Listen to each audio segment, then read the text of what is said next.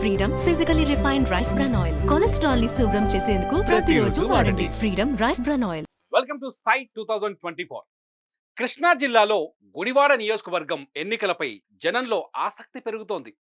Gudivada sitting MLA Kodali Srinivasarao alias Nani తిరుగులేని నాయకుడిగా ఉన్నారు. వరుసగా 4 సార్లు గెలిచి గుడివాడ అంటే గుర్తుకొచ్చే నాయకుడు కొడాలి నాని అన్నట్లు మారింది. అయితే ప్రభుత్వంపై వ్యతిరేకత తమకు కలిసి వస్తుందని కూటమి భావిస్తోంది. కొడాలి నాని దౌర్జన్యం, నియంతగా వ్యవహరిస్తున్నారంటూ టీడీపీ ఆరోపిస్తోంది. ఇంతకీ గుడివాడ నియోజకవర్గంలో ప్రస్తుత పరిస్థితి ఏంటో సై 2024లో చూద్దాం.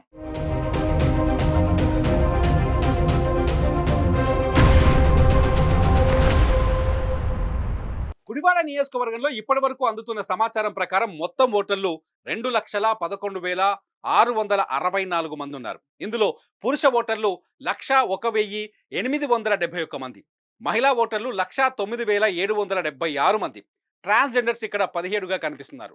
పురుష ఓటర్ల కన్నా మహిళా ఓటర్లే ఎక్కువ. నందమూరి తారక రామారావు తెలుగుదేశం పార్టీ స్థాపించాక 1983లో జరిగిన ఎన్నికల్లో ఎన్టీఆర్ ఇక్కడి నుంచే పోటీ చేసి అసెంబ్లీలో అడుగుపెట్టారు. అయితే వరుసగా 4 ఎన్నికల్లో కొడాలి నాని విజయం సాధిస్తూ వచ్చారు. అయితే 2004, 2009 ఎన్నికల్లో టీడీపీ నుంచి గెలిచారు. అనంతరం వైసీపీలో చేరి 2014, 2019 ఎన్నికల్లో గెలిచారు. ఈ రకంగా అపజయం ఎరుగని నాయకుడిగా పేరొందారు. అయితే ఈసారి గుడివాడలో టీడీపీ జెండా ఎగరేయాలని సైకిల్ పార్టీ పట్టుదలతో ఉంది. ఒక్కసారి 2019లో ఏం జరిగిందో చూద్దాం.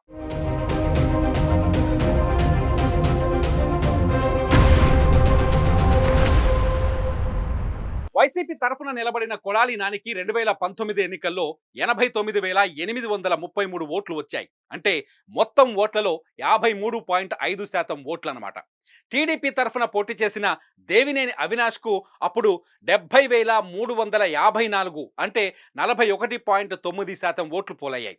19,479 ఓట్ల ఆధిక్యంతో కొడాలి నాని ఎమ్మెల్యేగా గెలుపొందారు.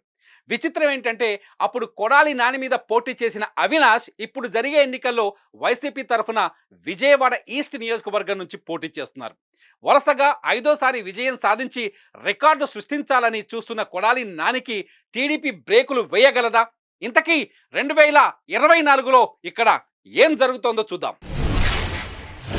ఆర్థికంగా, సామాజికంగా బలమైన నానిని ఓడించాలి అంటే సాధారణ విషయం కాదు. దీనికి తోడు గుడివాడలోని ప్రతి గల్లీలో నానికి అనుచర గణం ఉంది. 2004 నుంచి ఓటమి ఎరగని నేతగా గుడివాడలో పాతుకుపోయారు కొడాలి నాని. ఆయనను ఓడించేందుకు చంద్రబాబు జగన్ వేసిన బాటలోనే నడుస్తున్నట్టు తెలుస్తోంది. అదే 2 కులాల ఈక్వేషన్. అంటే భర్త ఒక కులమైతే భార్య మరో కులం. సింగనమల, చిలకలూరిపేట, తాడికొండ, కళ్యాణదుర్గంలో ఇదే స్ట్రాటజీని అమలు చేశారు. ఎన్ఆర్ఐ అయిన వెనిగండ్ల రాము కమ్మ సామాజిక వర్గానికి చెందిన వ్యక్తి. ఆయన భార్య మాల సామాజిక వర్గానికి చెందినవారు. భర్త గెలుపు కోసం ఆమె కూడా కృషి చేస్తున్నారు. క్రిస్టియన్ కమ్యూనిటీ, దళితులను టీడీపీ వైపు తిప్పేలా పనిచేస్తున్నారు. ఇప్పుడు పవన్ కళ్యాణ్ రూపంలో అదనపు బలం రాముకు యాడ్ అయ్యింది. గుడివాడలో కాపులు, పవన్ అభిమానుల సంఖ్య ఎక్కువే. వీటన్నింటి సాయంతో కొడాలి నానిని ఓడించాలని చంద్రబాబు గట్టి పట్టుదలతో ఉన్నారు.